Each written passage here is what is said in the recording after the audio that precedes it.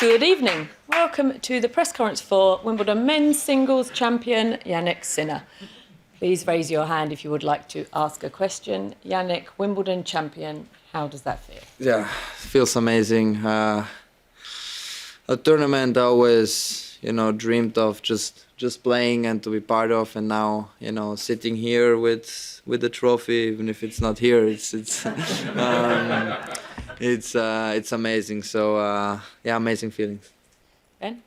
I can remember your first match at Roehampton. You played here years ago against Alex Bolt. It was this crazy match and looked okay on the grass already. But did you think that this surface would be doable for you from when you had first experienced it and learning about the grass? You could be a champion on it. I think finished 10-8 or something like this, 11, yeah, 12-10. So no, this is a question I really don't know. I think when I was younger, you try to get as many matches as possible, trying to understand how to play on this court. And back then, if you would have asked me, I would say no chance. But I always felt better and better every year I played here, and this year was much different than last year because I arrived, here with last year I won Halle, and then coming here feeling great, playing still good tennis but lost in quarters. And this year for sure I felt great on court, and I think we saw this also today, how I started to move better every match I played. So yeah, I'm very, very happy. Neil? Yeah, hi, Jannik.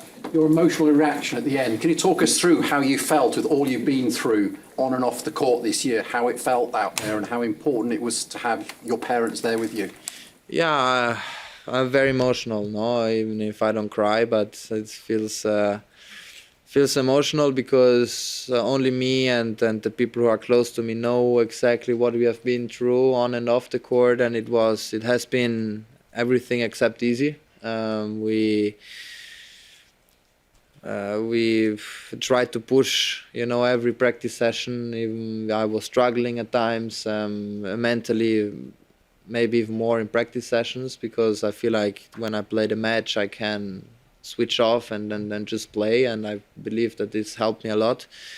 And yeah, but to share this moment with my family here, my whole family here, it's the most amazing thing what could have happened to me, and in Paris was only my mom, and it was still just an amazing feeling. And then here my dad and my brother and my mom too, and the whole team, not only from my coach's perspective, but everyone who works for me has been here, and it has been an amazing feeling. Howard? I would imagine the most important takeaway and thing for you today is having the Wimbledon trophy. But how important was it for you in your rivalry with Carlos to win again, beat him? Yeah, it is important for sure, because when you lose several times against someone is not easy. But in the same time, in the past, I felt that I was very close. If you watch all matchups, I'm starting in Beijing, 7-6 in the third. Then Rome I had set point in the first set. I couldn't use it.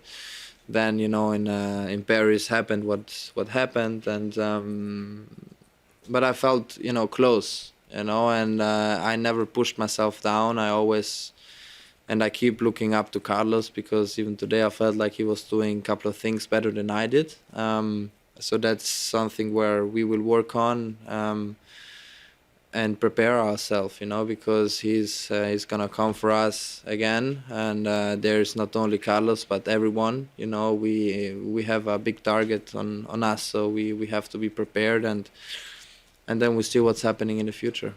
Rob? Jannik, are you surprised by the levels you've been able to reach since you returned from your freelance ban?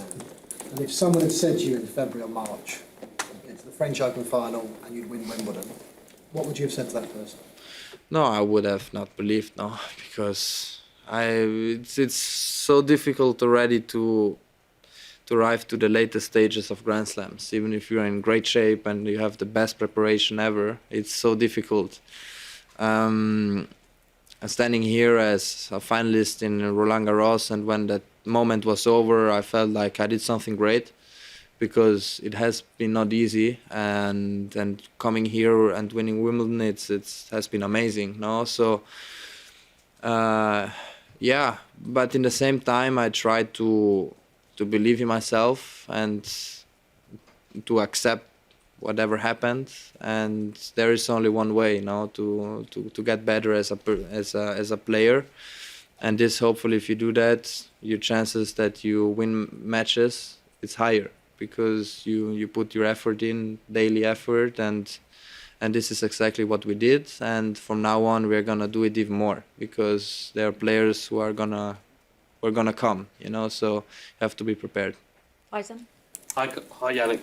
Congratulations. Carlos was in here earlier and said the biggest difference in the match today was how you both performed on second serve points. I just wanted to ask, what do you think the keys were to the match? Well, the differences are very small and the margins are very tiny. And today I felt like that I got lucky a couple of times, hitting some lines, and the things what went his way in Paris went my way this time. But it's always, the margins are so small, and felt like in the beginning we both were not serving well, and but we struggled to return the second serve. And then after, I found a good rhythm on the first serve, especially in the second and third set. In fourth set, I had some moments where I served very well, and then again struggled. But this is normal, because if you play, 2, 3, 4 hours, you cannot play always in the same way. So if you ask me, there's just different, very, very small. And today it went just my way. Eleanor? Jannik, how proud are you of the way that you've bounced back from the French Open loss? Darren was in here a few minutes ago and he said that he couldn't have done what you've done in terms of putting it behind you. No, this, I think, it's the part where I'm the proudest of, because it really has been not easy, and I always try to be honest with me, and had the self-talk too, what if, and I always try to accept it in a way, and things can happen, and I believe if you lose a Grand Slam final that way, it's much better like this than someone kills you, with that you make 2 games. So and then after you keep going, keep pushing. I did a lot of intensity in every practice, because I felt like that I could play very good, and that's why I also said after Roland Garros that it's not the time to put me down, no? Because another Grand Slam is coming up, and I did great here.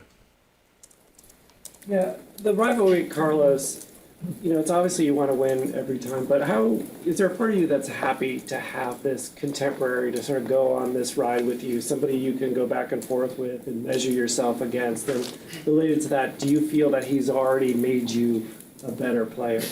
Yeah, of course. It's more on the emotional or the motivational part, that you have someone who is young, who wins basically everything, and you have to be ready if you want to keep up. And I'm happy that we keep showing that the work we are doing, it's good, and it's the right work ethic, and at the end of the day, that's the most important, to get the best version of myself out, and I don't think I'm at my best of the best, because with 23 I think you cannot be in your best shape ever, so hopefully I can keep improving, but it's important to have this kind of players, because you have to always think and have this strength to go on practice courts and keep going.